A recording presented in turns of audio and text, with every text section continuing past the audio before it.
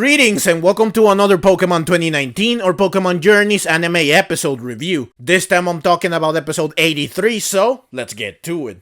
Episode 83 begins with a little girl in a playground that is looking up to the sky. She whispers something which we don't hear. A Pokemon that is nearby then shines and light shoots up into the sky, which suddenly becomes dark. The episode then cuts to Ceres Institute where Ash and Goh learn that there is a town in the Johto region that has not seen the sun in several days. The sky suddenly turned pitch black and the town has remained in the dark ever since. It's basically a never-ending night.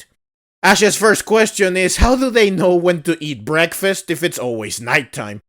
Leave it to Ash to wonder about this first when faced with such a phenomenon. Krisa says that Ash does have a point though. This situation probably messes up people's daily rhythm. Professor Ceres says that the cause of this strange occurrence is not known and that even Pokemon might be suffering because of it. So, Ash and Goh decide to investigate. Ash and Goh get to the town and they are surprised because they arrived in the morning and yet it is pitch black. The people of the town are rushing to work and saying good morning to each other, like they would do in a normal morning, even though it looks like it's the middle of the night. Ash and Goh soon run into an old man that is exercising. The old man tells them that this phenomenon has been going on for about a week now. He says that without knowing the time, he does not know when to eat, and that he never has enough energy even when he exercises. He then mentions that the Murkrow are sulking because people see them as a sign of bad luck. Because according to its Pokédex entry, seeing a Murkrow at night brings misfortune. Since it's now basically always nighttime in this town, Murkrows are always a sign of bad luck. There happens to be a Murkrow nearby and Goh says to this Murkrow, "Hey, you don't look very happy. Do you want to come with me?" Murkrow accepts and so, Goh catches Murkrow.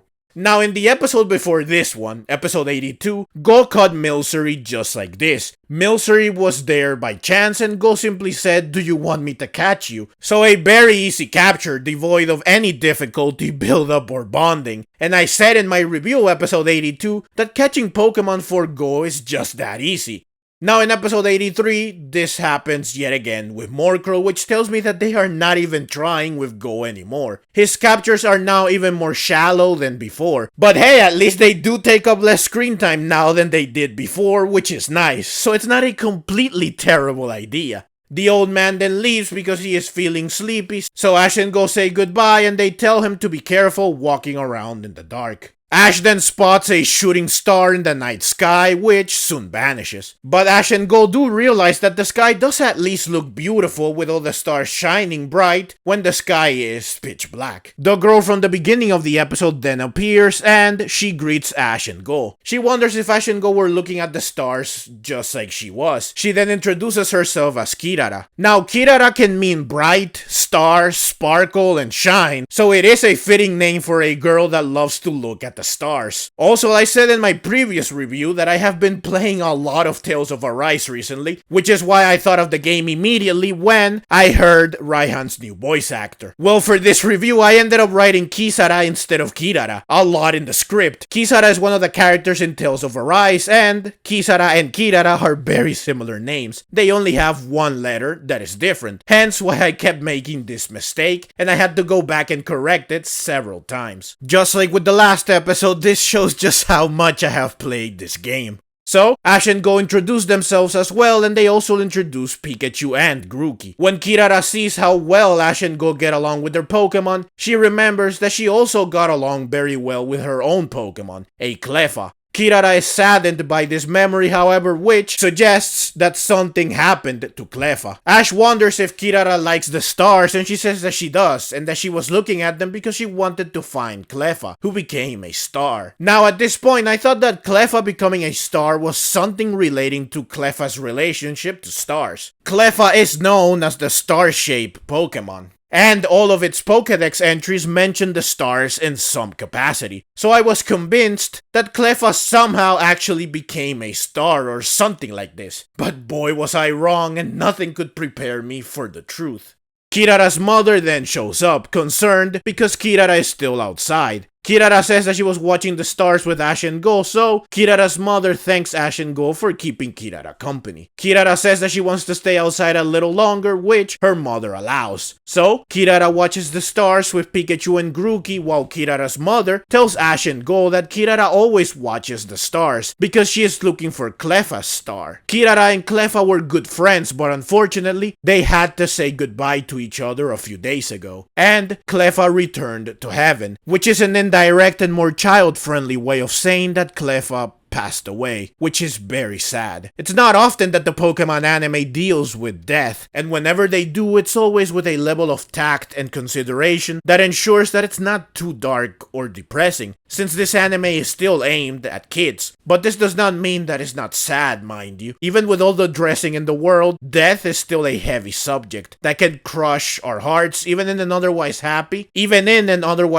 and chill anime like this one. I still remember Stoutland and Litten from the Sun and Moon series, which was just a heart-wrenching experience. Ash and Goh are saddened by this news, and Kirara's mother goes on to say that she told Kirara that Cleffa became a star, because Kirara was very upset when she had to say goodbye to Cleffa, and Kirara has been looking at the stars ever since. This is something that happens a lot in other anime, movies, TV shows, etc. And I am sure that it happens in real life too. A parent must find a way to explain someone's passing to a child in a way that does not shatter a child's innocence or emotional balance. But while this does conceal the truth from the child, it does not hide what really happened from those that know better. So the sadness is still here, and it might even be sadder this way since the child does not know the truth. So you know that they are hoping for something that cannot be. Kirara's mother then says that Kirara did mention something odd, however. She said that she met a strange Pokemon last week, and that's when the endless night started. So maybe this Pokemon is to blame for this, but Kirara's mother does not believe that a Pokemon could do something like this. Therefore, she says that it must be a coincidence. Now, in the beginning of the episode, we do see this Pokemon, and while the Pokemon is kind of hidden, you can tell that it is an unknown. So Kirara then approaches her mother saying that she is done with stargazing for now. Therefore, they both head home. But before they leave, Goh wants to know more about the Pokemon that Kirara saw.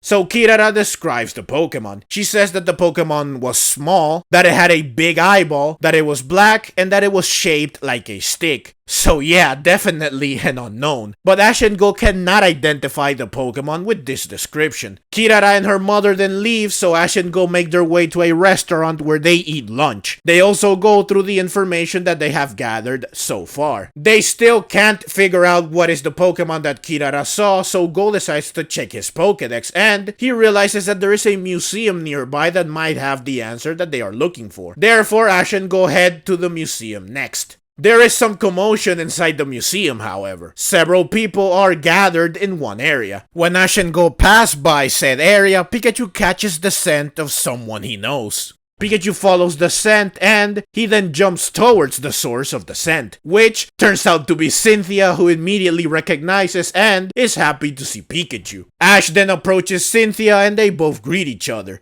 They express how surprised they are because they happened to meet each other like this. And Cynthia wonders if Pikachu has been doing good, which Pikachu happily confirms. Cynthia then mentions that she knows that Ash is participating in the World Coronation series, which Ash confirms. Ash says that he knows that Cynthia is in the Masters 8, and he says that he will get there someday. Cynthia says that she is very much looking forward to this. Goh then happily introduces himself to Cynthia. He knows that she's the champion of the Sinnoh region, which is why he acts like any normal person would when they meet a celebrity or a famous person. Goh then wonders what Cynthia is doing here. Cynthia says that despite her title of champion, archaeology is her forte, so she is here to study the history and myths of Pokemon, and to investigate rare Pokemon. She is always traveling around the world to visit ruins, and that conducting a study is what brought her here. Ash explains that he and Goh are here to find out why it's always nighttime in this town, and Goh says that they are here in the museum now to figure out what Pokemon is to blame for this, and that he found the answer. The Pokemon that caused the eternal night is Unown, which is not surprising since, like I stated earlier, you can see an Unown in the beginning of the episode. Cynthia says that Unown are one of the subjects that she researches, and that they are a mystery. Little is known about them except for the fact that they often appear around ruins, that they are shaped like letters, and that there are 28 variants of Unown. Cynthia wants to know the full story behind what is happening, so Ash and Goh tell her about Kirara. Cynthia concludes that it is possible that a group of Unown gathered and they made Kirara's wish a reality using their mysterious power. At this point I thought, wait, this sounds a lot like the third Pokemon movie, Spell of the Unknown. This episode and the movie both center on a little girl who loses someone important to her, and a group of Unown use their mysterious power to fulfill the girl's wish to see her loved one once again, but with a twist. After hearing the story, Cynthia says that she wants to meet Kirara. So Ash and Goh take Cynthia to the park where they met Kirara before, and they find Kirara and her mother here. Kirara says that she is here once again to watch the stars. So Cynthia says that she wants to watch them too, and that she even brought donuts, which they can eat while they view the stars. So everyone sits down to enjoy the donuts together while they look at the stars, except for Kirara's mother. Ash and Goh share donuts and a tender moment with Pikachu and Grookey. Kirara sees this, and just like before, she is sad because she is reminded of Cleffa. Now I love how Cynthia looks at Kirara here. Cynthia's expression here suggests that she genuinely cares about Kirara despite the fact that they only just met. Cynthia just looks so heartbroken here because Kirara is very sad. This shows that Cynthia has a big heart, especially when you consider that she even brought donuts for Kirara so that Kirara can enjoy the donuts with everyone while they look at the stars together, which is a nice touch. This is one of the reasons why Cynthia is such a great character. Goh then uses his Pokédex to show Kirara an Unown, so that she can confirm that Unown is indeed the Pokemon that she saw, which it is. And it's cute that Kirara refers to Unown as Little Eyeball, or Medama-chan in Japanese. Kirara then relates the story of her meeting with Unown, which is what we saw a glimpse of at the beginning of the episode. She was looking at the sky during the day and she said, "If only I could watch the stars forever." 5 Unown were nearby. These Unown are fittingly the N-I-G-H-T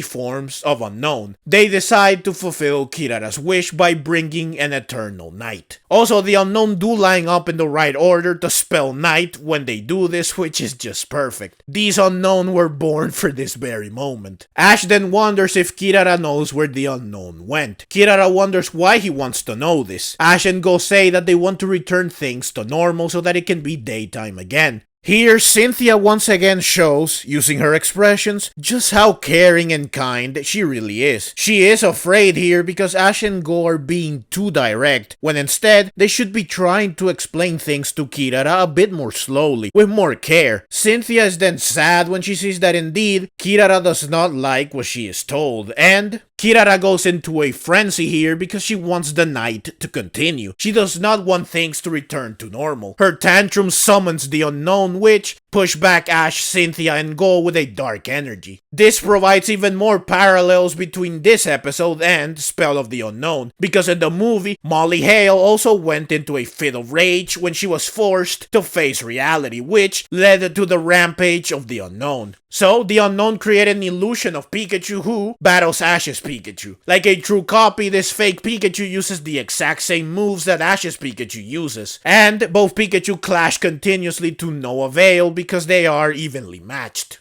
Goh then sends out Cinderace and the Unknown create an illusion of Cinderace. Just like with the 2 Pikachu, the 2 Cinderace clash repeatedly with the same moves, which accomplishes nothing. Cynthia then sends out her Garchomp and the Unknown create an illusion of Garchomp as well. Both Garchomp clash with Scale Shot to no avail. However, Cynthia smartly decides to call for Sandstorm, knowing that the copy will use the same move. And the 2 Sandstorms create a massive twister of sand that obscures the view of the copies and the Unown. This allows for a surprise attack from Cynthia's Garchomp, which defeats the copies and the Unown in one fell swoop. Battling with Pokemon made from illusions is yet another thing this episode has in common with the third movie. After the battle ends, Kirara realizes that she was selfish for wanting the night to last forever, and she apologizes. Ash and Goh say that everything is good, and they look at the stars with Kirara, who talks about how this was Cleffa's favorite spot, and that they used to play together here. Goh then says that the Unown could have created an illusion of Cleffa, since seeing Cleffa again should be Kirara's greatest wish. Cynthia says that perhaps Kirara needed more time to accept parting with Cleffa. Kirara then says, "Cleffa, you became a shining star. You must have a lot of friends up there, and I am sure that you are really popular there. I wanted to tell you that I will be fine by myself now, so don't worry about me." But she then starts crying and she says, "But I am lonely and I want to see you." At this point, I was seriously fighting back tears. The Unown then reappear and they grant Kirara's wish to see Cleffa again. They show Kirara an illusion of all the time that she and Cleffa spent together, starting with the moment when they met, at which point Kirara was still just a baby, while this sad music plays in the background. This illusion culminates in Kirara's reunion with Cleffa, at which point they embrace each other, and I could not hold back the tears any longer. This is the part that finally broke me, and so I cried.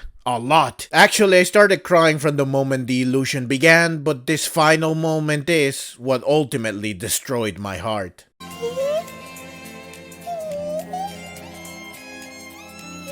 This is just such an emotional and sad reunion slash farewell. I was tearing up even while writing the script for this review, and even now as I record this voiceover, I am fighting back the tears. This is such a powerful scene, and it has been a while since the Pokemon anime was able to hit me in the feels this hard. Cleffa then vanishes alongside the night. Ash and Goh then tell Kirara that she and Cleffa will always be friends no matter how far apart they are. Cynthia adds that the stars are always shining even during the day, so Cleffa is up there even now. This makes Kirara very happy and she looks at the sky once more. The Unown are nowhere to be found, so everyone assumes that they vanished. Kirara waves and she says, "I will see you around, little eyeball." One Unown is still nearby and it smiles, or at least I think it smiles, before vanishing for good, and that's the episode. So overall, this was an amazing episode and one that showcases the emotional power of not only the Pokemon anime, but also of anime in general. In just 20 minutes, they made me care and feel so much for a character that was only introduced in this episode, to the point that I was genuinely sad and devastated by her emotional reunion and farewell with her dear friend. My heart was just utterly crushed, and just thinking about this episode makes me tear up again. Maybe I am just a big softie, though it's not often that I cry because of an anime. I think that when an anime gets me like this, it's because they did a great job with the storytelling, the characters, the music, the animation, and the art.